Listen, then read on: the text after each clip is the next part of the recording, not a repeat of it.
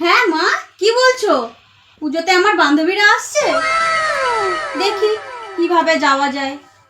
কি করি, কিভাবে যে যাওয়া যায়। আমি যেতে চাইলে তো দিদিও যেতে চাইবে। আইডিয়া, দিদি, ও দিদি। আরে দিদি, এত জোরে কেন দিদি? ভয় পেয়ে আছি। শোন না, আমাদের ওখানে কম দামে খুব ভালো চুড়িদার পাওয়া যাচ্ছে। নিয়ে আয়। আর কিভাবে যাব? শাশুড়ি মা তো যেতেই দেবে না। তুই চলে যা, আমি শাশুড়ি মাকে বলবো, আমি সব কাজ করে নেব। আচ্ছা, তাহলে আমি কালকে ভোর ভোর বেরিয়ে যাই। ঠিক আছে।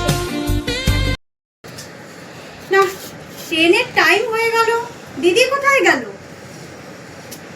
যাই। মা, ও মা, কি হয়েছে?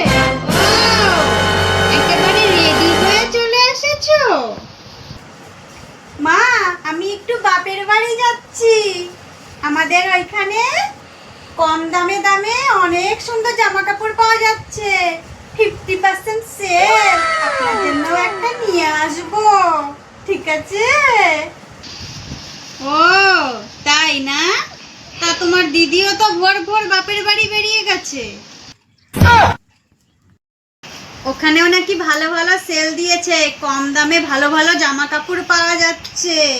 তা বাড়ির সব কাজ তোমাকেই করতে বলে গেছে। যাও, শুধু মিথ্যা কথা, শুধু কাজে ফাঁকি দেবার ধান্দা।